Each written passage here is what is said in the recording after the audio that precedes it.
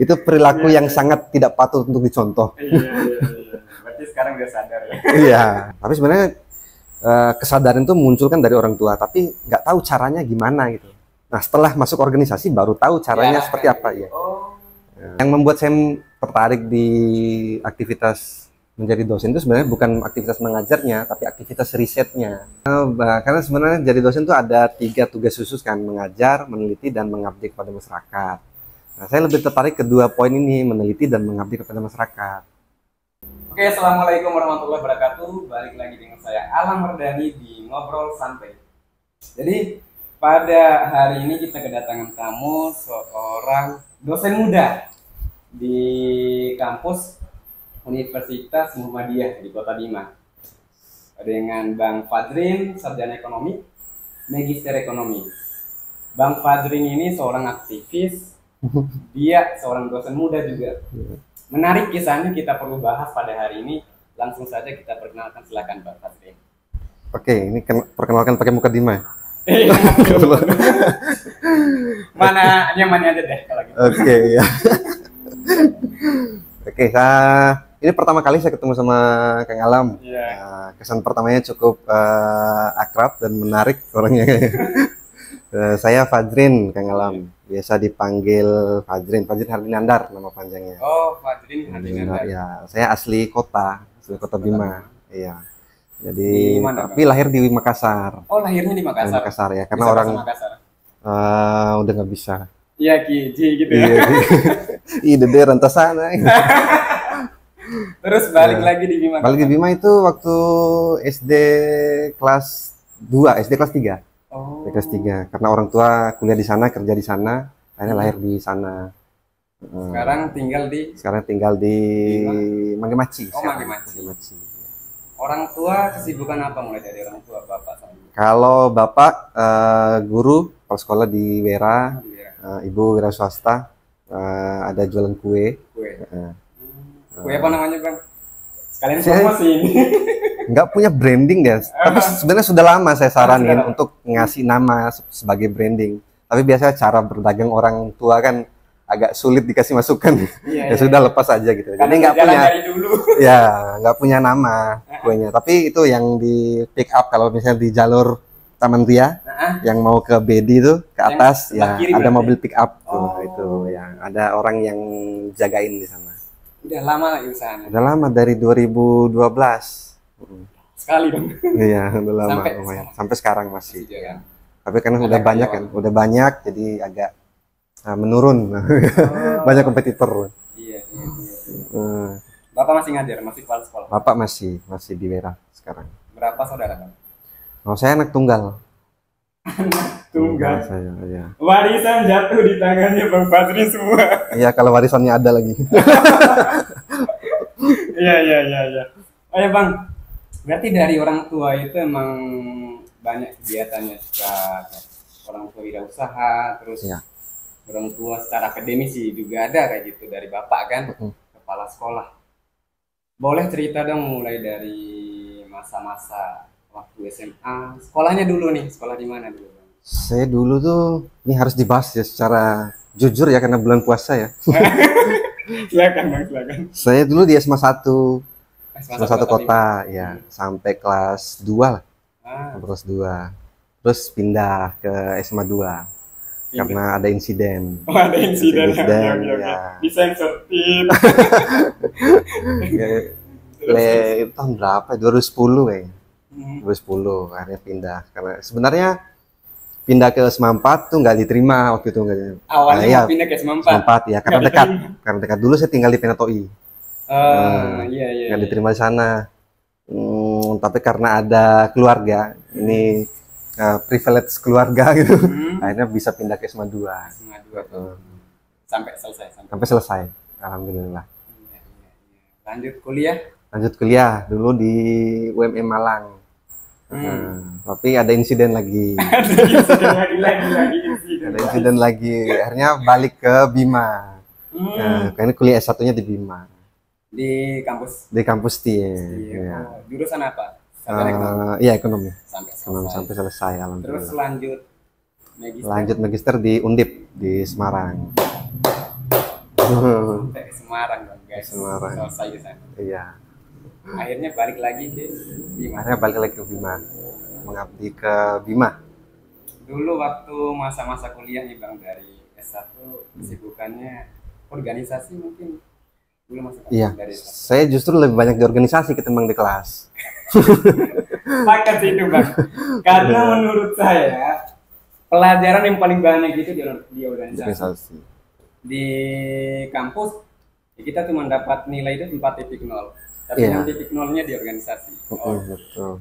Kayaknya saya kalau di kelas tuh selalu motivasi ke mahasiswa. Kalau mahasiswa nggak punya kegiatan di luar, yang penting bayar aja ijazah. Karena kamu nggak dapat ilmu apa-apa tanpa berorganisasi, tanpa kegiatan di lapangan. Di organisasi dulu masuk apanya?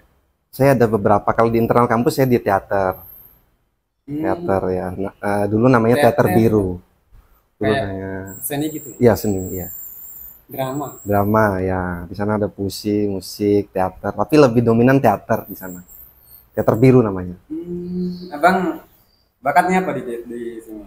Lebih ke drama ya toh? Iya, saya sampai sudah nerbitin satu novel. Gila, sudah nerbitin satu novel. Ya, ada satu novel lah. Dibantu sama juga alumni setia juga. Kebetulan dia punya penerbit, Mas Aska namanya. Penulis juga dong ini berarti. Iya, tapi sudah lama sih sebenarnya. Nah, nama novelnya apa? Novelnya Perjalanan yang Tak Pernah Usai.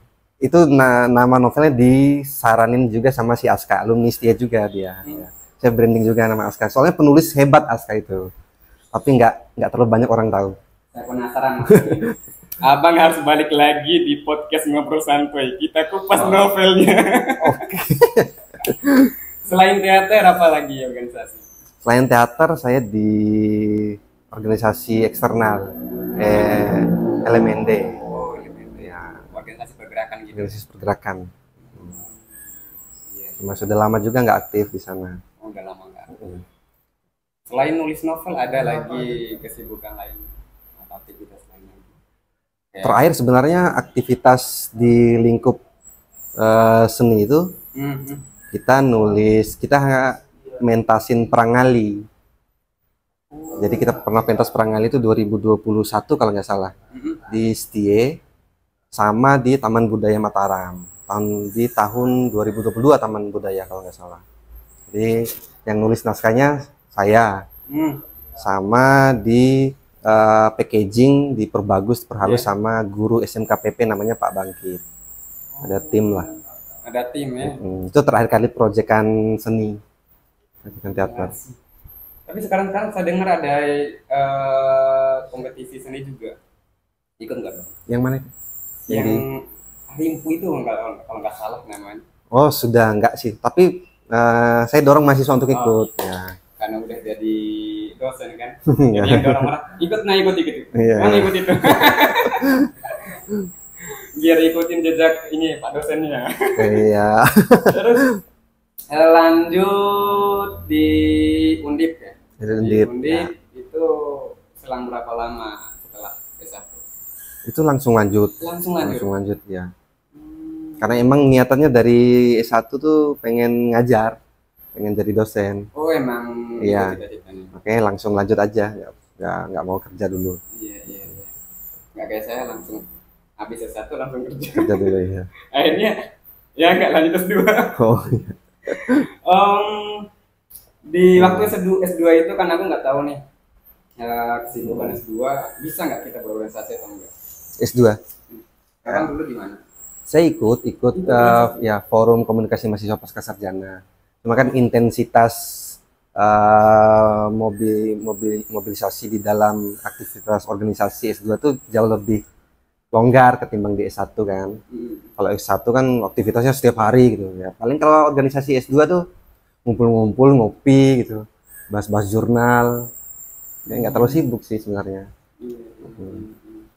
Bang, menarik nih. Saya penasaran. Yang tadi insiden itu. Ya, insiden tuh. Yang di SMA. Yang SMA. Kira-kira nih saya tanya dulu, bisa dibongkar nggak? Bisa, kalau di SMA bisa. Karena yang di SMA bisa. Bisa ya.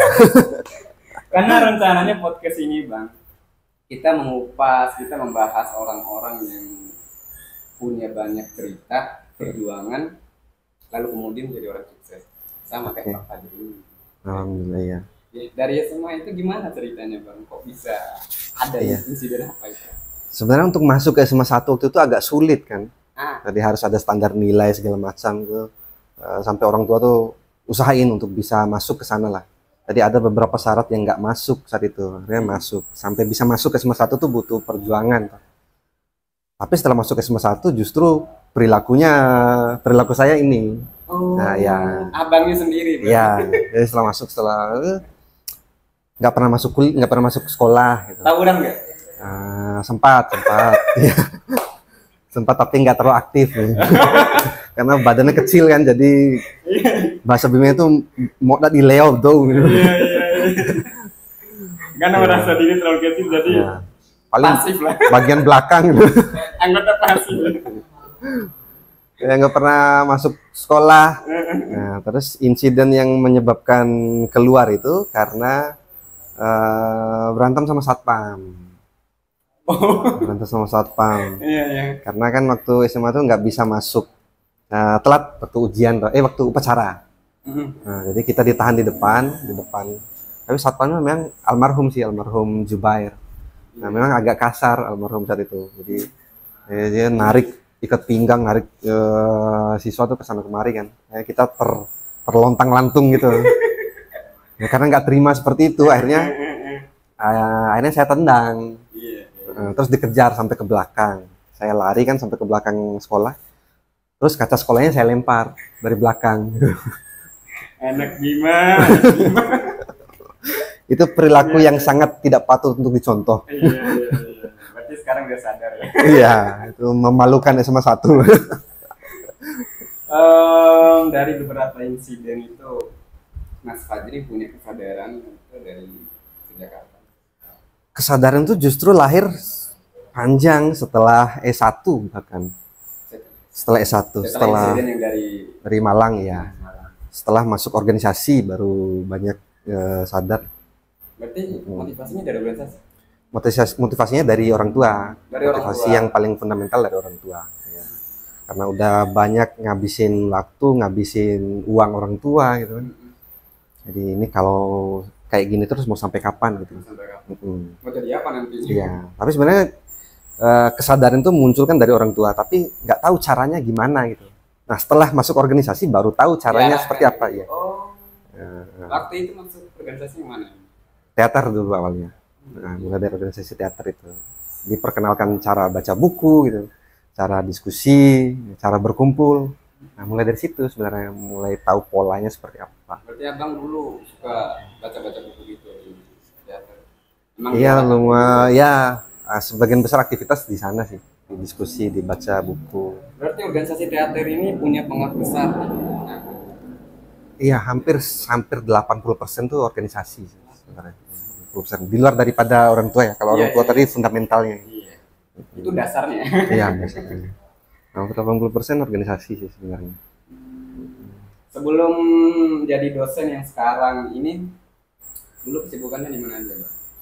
Dulu saya Cerita aja balik dari S2.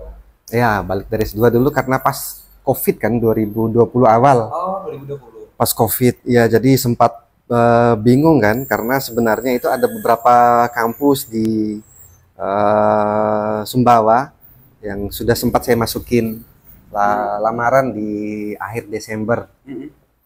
Nah, tapi di cancel karena tiba-tiba ada COVID masuk ke Indonesia kan awal Januari 2020. Akhirnya balik ke Bima tuh bingung mau ngapain kan, gak ada aktivitas. Jadi saya tuh jual tahu gejrot.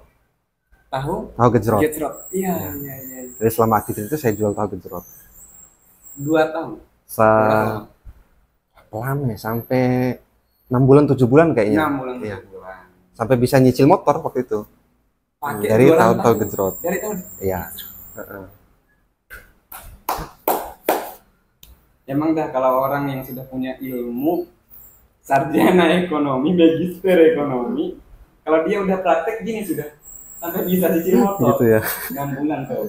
Tapi sekarang udah nggak berlanjut tuh. Udah nggak berlanjut. Iya, karena banyak aktivitas di kampus di luar. Iya. Setelah selesai wirausaha apa lagi? Itu sambil sambil ngajar, tapi ngajar nggak tetap di beberapa kampus lah. Di Bima ya, nggak perlu disebutin nama kampusnya. Iya, Ya. iya, iya. Ya, sambil ngajar, sambil juga jualan tahu gejrot, karena paginya buat kan, terus sorenya ngantar gitu. Ini pas puasa-puasa gini saya mulai waktu itu. Itu gimana cara ngatur waktunya, Bang? Paling kan ngajar, kalau bukan dosen tetap kan nggak perlu stay di kampus kan, jadi ngajarnya datangnya Siapa cuma tahu ada pas. teman-teman yang mau ikutin. Iya. Sebenarnya manajemen waktunya karena memang kebetulan waktu itu belum jadi dosen tetap, Heeh. jadi cuma datang ngajar saja. Jadi satu hari itu, satu minggu paling cuma 3 kali ngajar gitu. Jadi banyak waktu yang luang. Waktu luang itu Iya, diisi buat diisi buat jualan. tahu gitu. Nah, Oh. tuh. Setelah itu apa lagi proses kehidupannya nih, Bang? Setelah ya Banyak itu, yang perlu kita gali, banyak yang perlu kita pelajari dari Bang Fadri ini. iya. Silakan. Setelah itu ada pembukaan lowongan Perumda Bima Aneka. Kebetulan saya baca-baca berita-beritanya gini, oh ini bagus nih, program-programnya bagus kan, ada ekspor batako, ada pembuatan cold storage untuk bawang gitu, aktivitas pertanian, ini bagus nih gitu. Akhirnya saya daftar di, Salah daerah lah. ya pokoknya memobilisasi UMKM lokal gitu. Bagus nih, nah, daftar lah. Saya masuk di manajemen produksi dan pemasaran. Nah, lolos di situ sudah. Ya, lolos di situ. Berapa lama di Perumda? Di Perumda 2 tahun kalau nggak salah. Dari 2021 sampai 2023. Jadi menarik sih, segala proses dilewatin sama Bang Fadri ini. Dari insiden, kemudian menjadi wirausaha, lalu menjadi pegawai di kantoran, dan sekarang menjadi pengajar. Oh ya, sebelum menjadi pengajar, setelah di Perumda tadi itu prosesnya apa lagi? Ya sebenarnya setelah dari S2 itu sambilan tahu gejrot kan, sambilan juga ngajar. Saya juga sesekali ngebantu beberapa dinas untuk menyusun dokumen-dokumen tertentu lah gitu. Jadi kayak misalnya dokumen rencana investasi gitu, karena mereka butuh konsultan yang S2 gitu. Jadi sesekali gitu. Ini memanfaatkan waktu, guys. Ya, jadi waktunya nggak terbuang-buang. Ya sayang kalau dibuang-buang kan, karena semuanya. Saya pengen kayak gitu, Bang.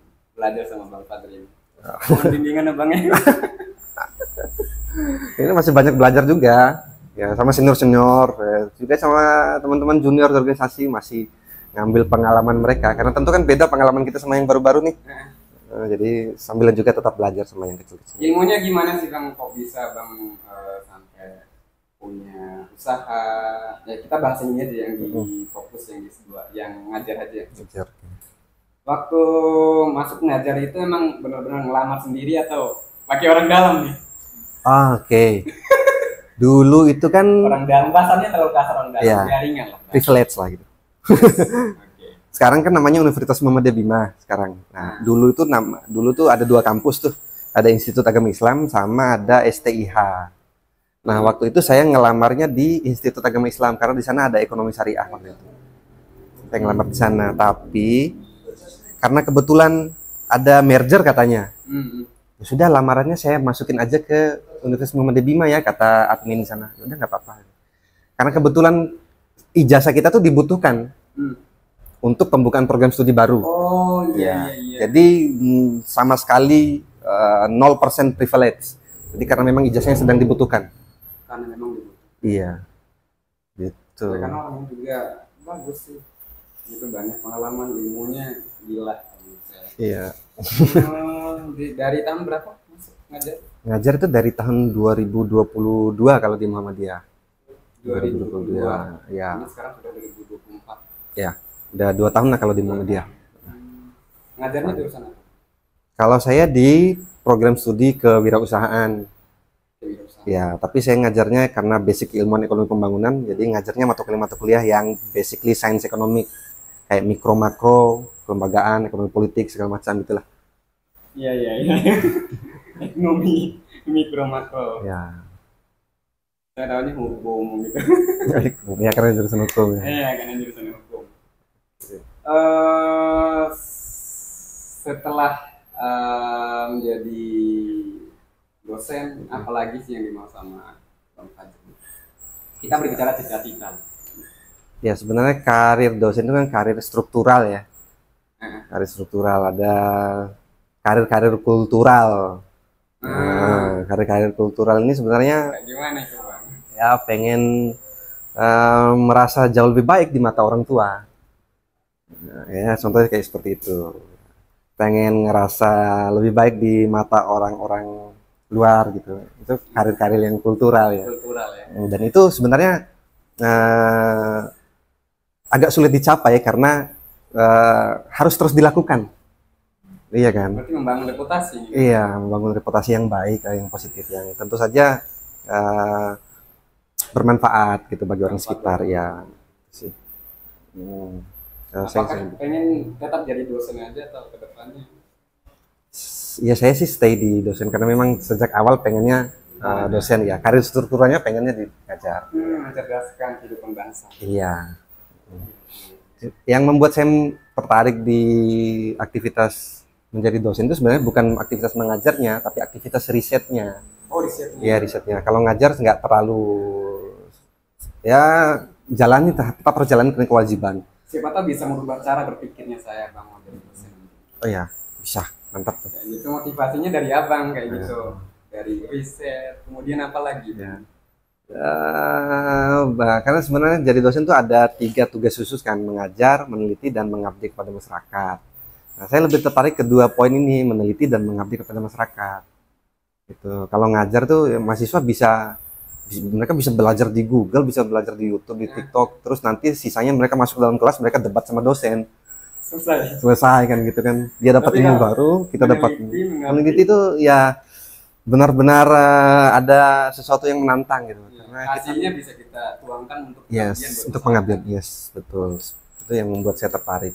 Salam. Iya. Ya semoga dimudahkan segala kita itu. Yes. Bang, okay. Mungkin terakhir kita bahas saran aja sih buat anak-anak muda yang sekarang mungkin bisa dilihat dari kualitasnya anak muda di Kota Bima yang sekarang ini. Apa sih saran dari Bang Fadrin? Oke, saya insight ya saran. Kita akan hadapi bonus demografi kan selama beberapa tahun ke depan, tapi infrastruktur kita untuk mempersiapkan itu belum cukup matang karena mindset kita masih mengandalkan keberpihakan pemerintah, misalnya subsidi dan lain sebagainya, tanpa pernah mau empowering diri kan. Makanya sebenarnya anak-anak muda tuh harus sebenarnya sadar bahwa kita akan menghadapi satu ancaman yang besar di masa depan, sehingga kita memang harus sediain strategi, step dan lain sebagainya. Kalau memang hobinya di game ya maksimalkan di game, jadi juara internasional gitu. Jangan setengah-setengah, jadi raup banyak uang dari game dan lain sebagainya. Ya totalitas lah gitu. Begitupun dengan bidang-bidang lain. Nah, sebenarnya kan banyak orang tua tuh yang mengharamkan main game. Sebenarnya bagus main game, tapi maksimalkan, jangan setengah-setengah. Agar bisa menghasilkan, agar bisa bermanfaat. Itulah kurang lebih saran yang bisa diberikan. Bang Fadrin, saya berterima kasih sudah datang pada hari ini. Dan nantinya kita bakal membahas terus kupas mengenai mungkin novel ya Bang Fadrin. Terus tadi dari dosennya kan ada penelitian, pengabdian, kita akan membahas apa hasil penelitiannya, pengabdian masyarakat sesuai bidangnya Mas Fadrin lah. Yes, insya Allah siap. Insya Allah ya Bang ya. Siap. Kedepannya tetap kita bahas. Jadi hari ini kita branding dulu Bang Fadrin. Semoga kedepannya kita tetap bisa kerjasama, bisa bersilaturahim. Amin. Iya. Terima kasih juga buat Mas Alam karena sudah ngundang nih. Iya. Teman-teman jangan lupa subscribe YouTube kami, share juga ke teman-teman di luar sana biar dibantu subscribe dan mereka tahu banyak informasi dari konten-konten kami untuk pengembangan diri dan pembahasan isu-isu lainnya. Gitu. Jangan lupa like dan komen juga ya teman-teman. Terima kasih.